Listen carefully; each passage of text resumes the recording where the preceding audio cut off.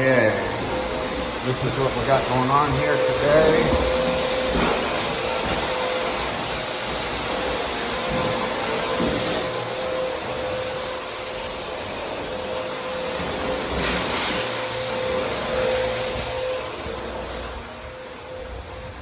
New construction site, which is nice, I guess. Some people like it anyway. This is the only contractor I've ever seen after the floor has been dried in and stuff like that. He then went back over and sanded all the joints and screwed them down. So now the joints have been sanded and screwed down since it has been completely dried in. So that's a super helpful little thing that I've never seen a contractor go to that extent. That's really good of him to do that throughout the whole house. But anyway, we are installing carpet here, downstairs and upstairs, and some steps. So let's go take a look upstairs.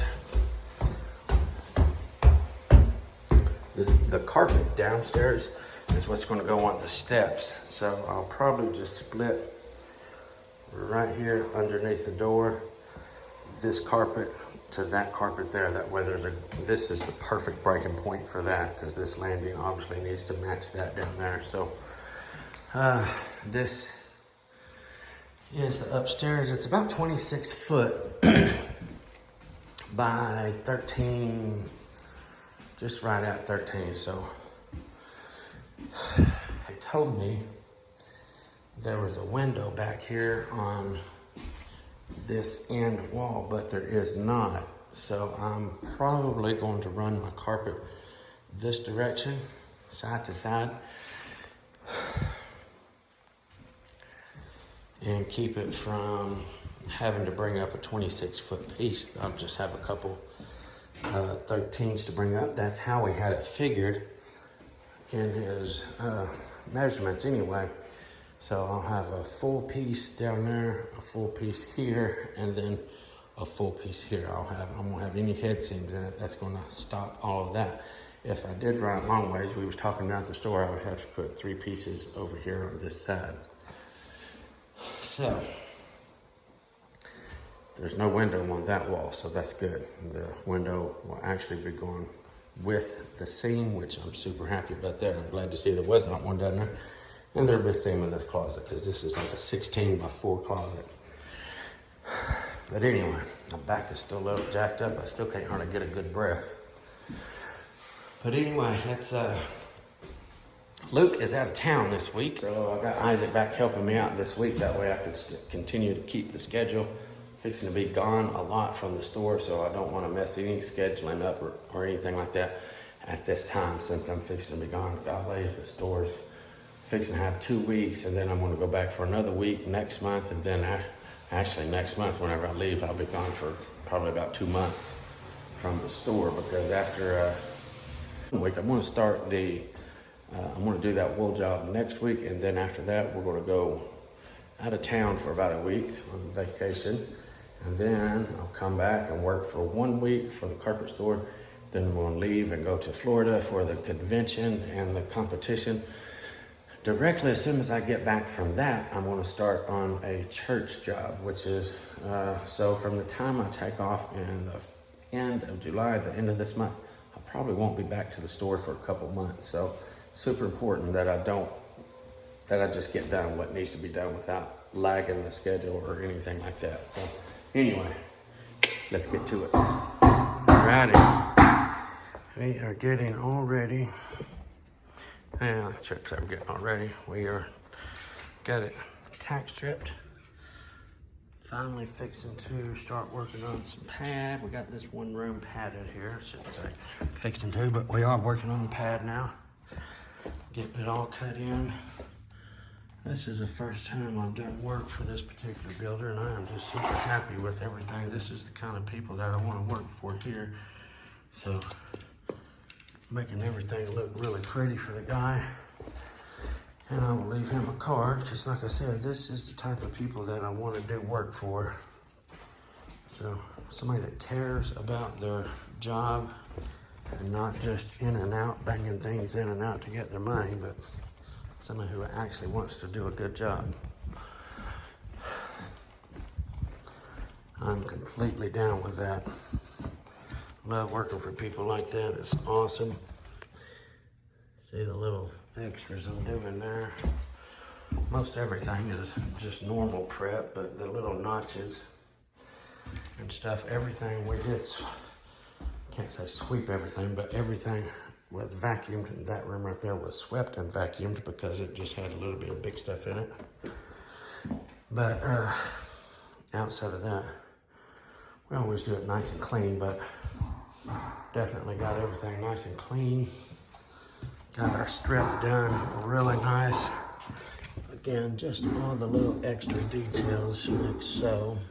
It's going to be pretty up next to the wood. Got our accordingly there, the distance.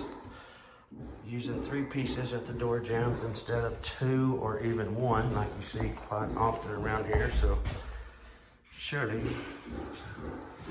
this guy is a contractor. He will see those little things because I'm sure he's going to check somebody's work out whenever they leave for the afternoon. So, alrighty, we have got everything tack stripped and padded and measured up and ready to cut some rug. So, fixing to get out of here for today, and we will come back in the morning with some carpet. And got plenty of carpet. I got one. I have one big cut. I always save my steps for the very last as far as prepping them because I don't like them to get tore up throughout the installation with people messing with them. I don't know, it seems like always if you pad them, they get tore up. The pad gets tore up. So I like to prep them out right before I do my install. Anyway, I am running this room crossways. There's only one big shot, and that's downstairs in the master bedroom. It's going to be a 30-footer, and everything is one-piece fills. We don't have any extra, no crossing. Glad about that. This is actually going to be a pretty nice install. Every single room has got seams in it, so it'll be kind of slow taking off tomorrow. I'll bring everything in and get every single thing seamed up, and then just knock everything out all at once. I'll do all my stretching at once. I like to work like that rather than stretching and seaming, stretching and seaming, stretching and seaming. So that's the plan. Get everything in here, laid out, cut down where it's all laying flat.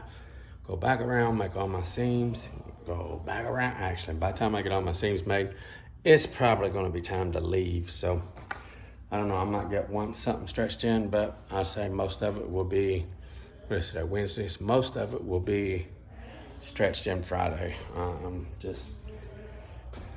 am prophesying that in the future. Anyway, we will see you guys. I talked to them about what kind of step they wanted to do here. They are doing, this one ain't got no lip on it, and I told them if we wanted to do the bull nose like with the rest of them here, they're gonna have to do something with that. So going to get a bull nose added onto that, which means I want to have to extend my tack strip out just a little bit more once they get the bull nose on there. But that's okay because they want a bull nose. I showed them pictures of bull nose and pictures of waterfall, and that's what they chose. So they're going to have to do something right there.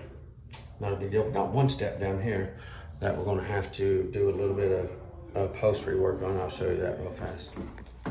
So this piece right here is showing on the side. I tell you what, I don't know. I was thinking I might have them add on a nose to the side of that right there, but I don't know if I will or not. I might just leave it like that. That way it don't stick out on the edge of that trim right there. So anyway, we're out.